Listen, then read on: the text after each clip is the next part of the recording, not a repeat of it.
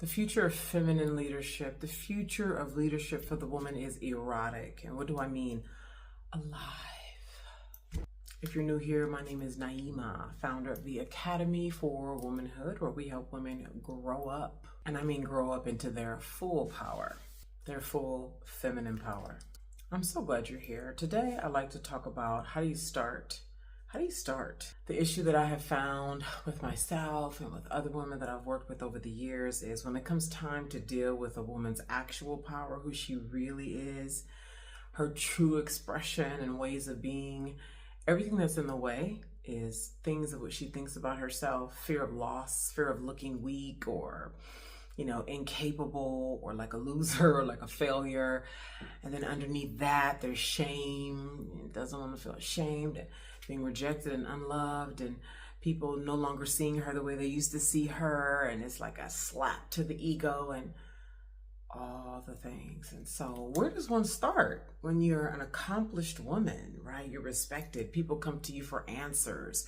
You're a wife, you're a mother, you're degreed, you're financially successful. You have all the accoutrements of success. And yet there's a sort of underneath that it's time for you to live, and it's sort of lowering yourself because you're getting down into yourself. So in order to get down into yourself, there's a sort of lowering of self on an energetic level, on a sight level. So it's like you're seeing from underneath versus up here, things look a certain particular way. And it's like, I should be able to look at how big and accomplished and knowledgeable I am. How come I'm not able to anchor that down into reality? And so because it's a lower state, which is so much of the feminine, darkness, underworld, underneath. And the tug of war of, I know that there's a dimension for me to live in. I know there's a submission to myself that's required, but God damn, what about all of my accolades and my status and this large way that I see myself egoically and all the things. So where does one start? Where does one start? First, you start with accepting that there's a lowering of self that's required, okay? The true humility, okay? Not where you're seeing yourself as insignificant, inferior by Webster's definition, but more so lowering yourself so that you can see yourself, not only from another perspective, but so that you can see all of yourself, and all meaning like from the bottom up, versus when we're in this elevated state, oftentimes that's in such rejection of what's underneath about us. And so if you want to look at that as a polarity, above and below, it's that. It's what you see when you're underneath looking up versus what you are seeing and willing to even traverse when you're up here, and coming down here feels like such a blow. And what causes one to accept that there's a lowering of self? Well, typically there's either some kind of pain, right? Because you've avoided the lowering of yourself, and now you're like snappy at people, your marriage is crumbled, you're just feeling so dissatisfied, but you're trying to keep it together. And so some version of pain is either the thing that drives you to finally accept that there's a lowering of self, there's a submission of yourself that's required, or you have been so dramatically moved inspirationally by something. You were reminded, you were finally able to dissolve that chatter mind, that ego mind momentarily, to be so moved by something so much more elevated and reverent, and that you're like, no more wasting time, no more suffering alone, no more waiting, no more hoping that conditions change, somebody saves me, this thing. So some pain is driving you, or something abundant is compelling you.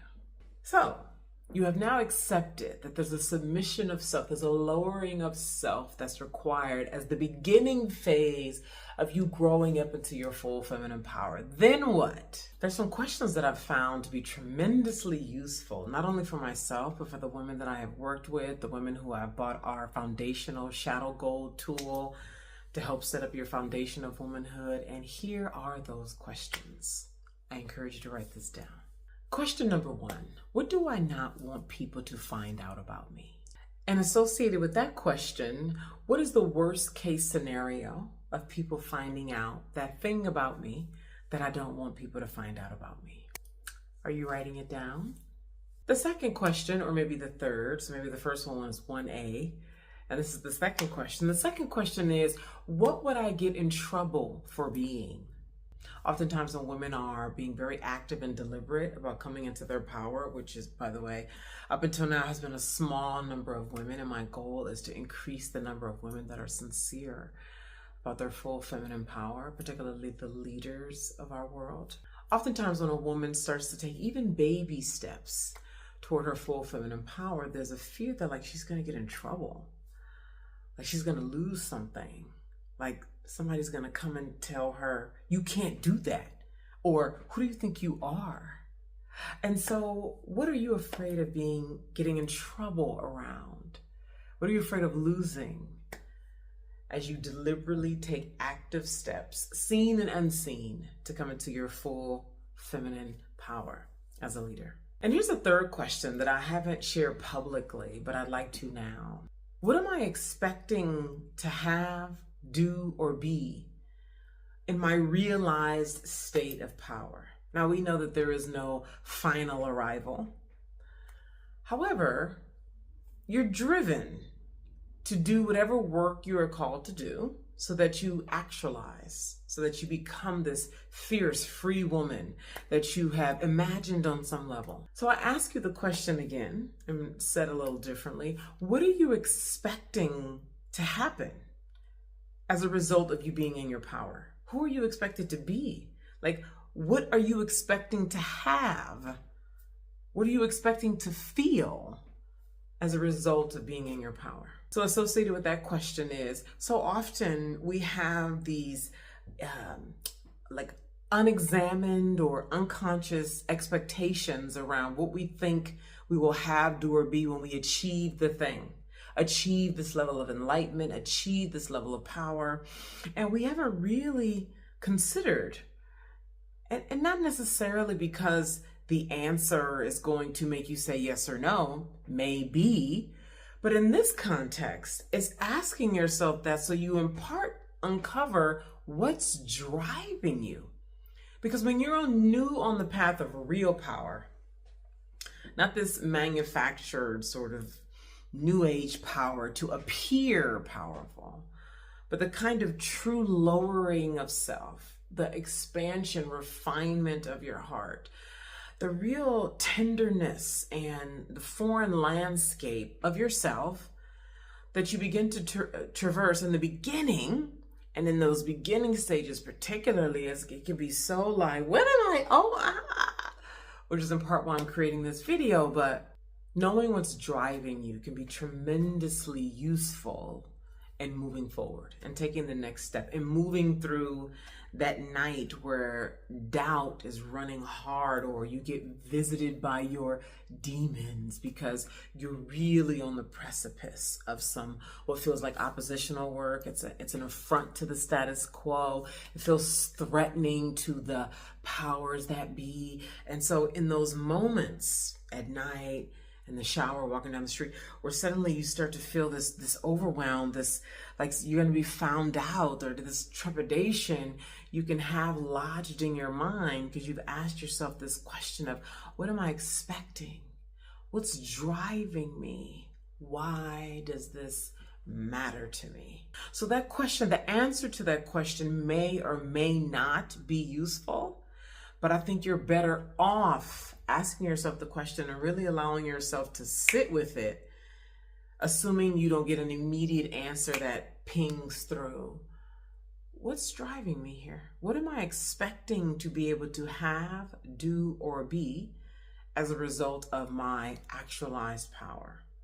And even on the milestone paths of my first visibility project, my first, confrontational conversation, my first truth telling when the stakes are high, my first these are all representative of milestones. So in closing, here are the 3 questions to ask yourself in the beginning stages of stepping into your full power actively and deliberately as a woman leader. And again, you're asking yourself these questions as a part of you accepting the fact that part of the process of ascending into your full feminine power is accepting that there's a submission of self that's required.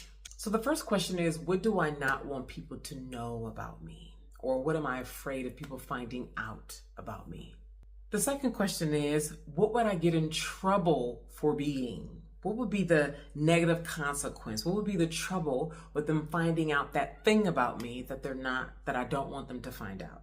And the third question is, what am I expecting to have, do, or be as a result of my actualized power? I hope these questions are useful. If you're a melanin dominant woman leader and you've always been different, you've been the black sheep in your family forever, you put yourself into hiding a long time ago to get along, and while you have achieved in society, it's all external achievement, and your deep, raw, real self that you hid a long time ago is beating and hungry to come out, because her value, her nutrients, her gold, her gems are to be brought into the work that you're really here for. If you are that woman, I encourage you to really take the work that you're doing seriously. I encourage you to look at your limited time that you have here on earth and decide to take who you are and what you have to bring forth seriously. So what are your thoughts about these questions? Are you going to ask yourself these questions? Is this video useful? I'd love to hear from you in the comments, and I look forward to seeing you in the next video.